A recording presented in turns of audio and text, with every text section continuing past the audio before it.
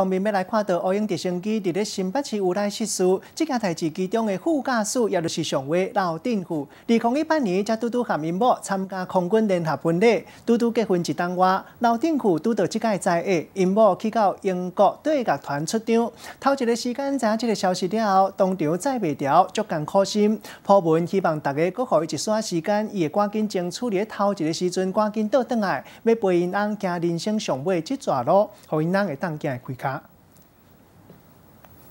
搁再来关心总统蔡文详细的讲法。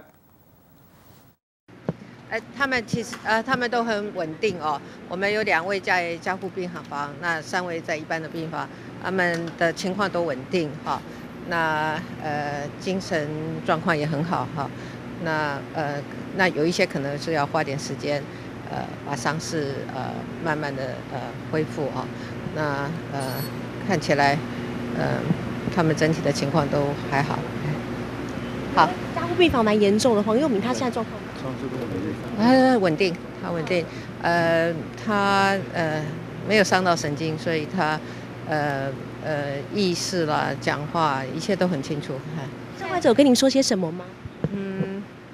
就是我们是希望他们能够安心的养病哈，把身体养好，将来还要替国家做很多事情。也担心创伤的部分，这边医院会提供他们一些协助。应该是全国创伤最好的医院了哈。那我们的医师也告诉我他们有信心，所以我相信只要好好的养病，他们都可以恢复得很好。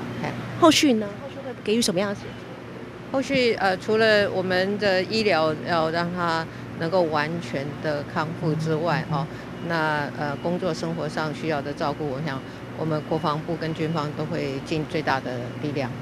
好，谢谢。